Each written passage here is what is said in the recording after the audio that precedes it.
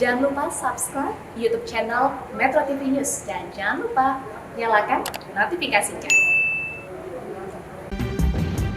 Pemirsa, Anda kembali di Metro Siang dalam segmen At Large bersama saya Gemma Tanjung. Sejumlah wilayah Indonesia berpotensi alami cuaca ekstrim pada periode akhir Desember ini yang berupa hujan dengan intensitas sedang hingga tinggi. Faktornya mencakupi fenomena La Nina meski masih dengan kategori lemah. Meski begitu, Badan Meteorologi, Klimatologi, dan Geofisika memprediksi fenomena La Nina akan menguat hingga skala moderat sampai akhir Februari tahun 2022. Kita akan simak pemaparannya berikut. Pernyataan dari Deputi Meteorologi BMKG yaitu Guswanto yang mengatakan bahwa pada Natal dan Tahun Baru ini umumnya dalam posisi masih musim hujan. Artinya wilayah Indonesia 96,8%-nya telah memasuki musim hujan. Nah, kita juga akan melihat puncak musim hujan di seluruh wilayah Indonesia. Di wilayah Sumatera, tepatnya Sumatera Utara, Barat, Aceh, Riau, Bengkulu, dan juga Jambi, puncak dari musim hujan akan terjadi pada bulan ini, yaitu bulan Desember 2021. Tetapi untuk wilayah mengarah ke tengah dan juga timur, ini juga ada Sumatera Selatan, Lampung, Jawa, Kalimantan, NTT, NTB, dan juga Bali, berpotensi puncak cuaca ataupun curah hujan tinggi di bulan Januari dan juga Februari tahun 2022. Dengan adanya potensi ini, maka ada sejumlah faktor yang melatar belakangi mengapa curah hujan semakin tinggi di Indonesia. Salah satunya adalah fenomena La Nina yang memperparah hujan di Indonesia. La Nina sendiri adalah fenomena alam yang menyebabkan udara terasa lebih dingin atau mengalami curah hujan yang lebih tinggi. Dampaknya adalah meningkatnya pembentukan awan-awan hujan dan juga massa udara basah. Nah, La Nina ini juga memiliki dampak di mana curah hujan dapat bertambah dari 20 hingga 70%.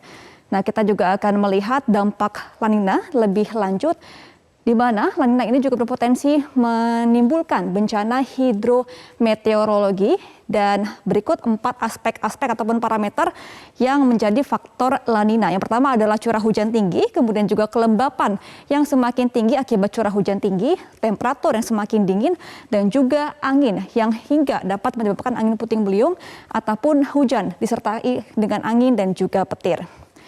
Nah, pemirsa, dari bencana hidrometeorologi ini, Indonesia juga telah menyebabkan sejumlah bencana alam yang sudah kami rangkum juga dari tanggal 1 Januari hingga 19 Desember, di mana selama tahun ini ada sekitar 2.931 bencana alam yang masuk ke dalam kategori hidrometeorologi. Yang pertama adalah bencana banjir yang mencapai 1.236, kemudian juga cuaca ekstrim seperti tingginya curah hujan yang diakibatkan juga dengan petir dan juga angin kencang, kemudian tanah longsor mencapai 595 dan juga kebakaran hutan dan juga lahan akibat cuaca ekstrim di mana bisa hujan tinggi dan juga bisa kekeringan yang semakin lama.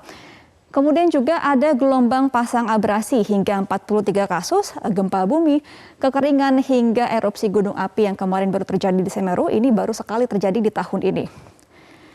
Nah, pemirsa, kita juga akan langsung melihat imbauan dari pihak BMKG dikarenakan untuk saat ini curah hujan tinggi terjadi di beberapa daerah pada bulan Desember hingga Februari tahun depan.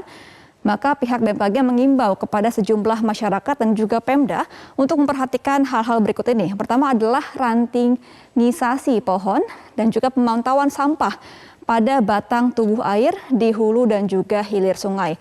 Kemudian juga BMKG mengimbau agar penertiban baliho semi permanen di sepanjang jalan raya ini untuk dihilangkan agar tidak menyebabkan kendala pada pohon-pohon ataupun tanaman di sepanjang jalan. Kemudian juga pembersihan saluran irigasi serta imbauan edukasi dan juga sosialisasi kepada masyarakat. Pemirsa, dengan banyaknya bencana alam dan juga tingginya curah hujan di Indonesia, maka masyarakat diimbau agar tetap berhati-hati ketika beraktivitas di luar rumah dan juga tetap mengedukasi dirinya sendiri untuk dapat menghadapi cuaca hujan tinggi yang akan dimulai pada bulan ini hingga Februari tahun depan. Dan pemirsa, demikian pemaparan pada segmen At Large kali ini. Saya akan kembalikan ke Zakia. Baik, terima kasih Gemma Tanjung atas pemaparannya.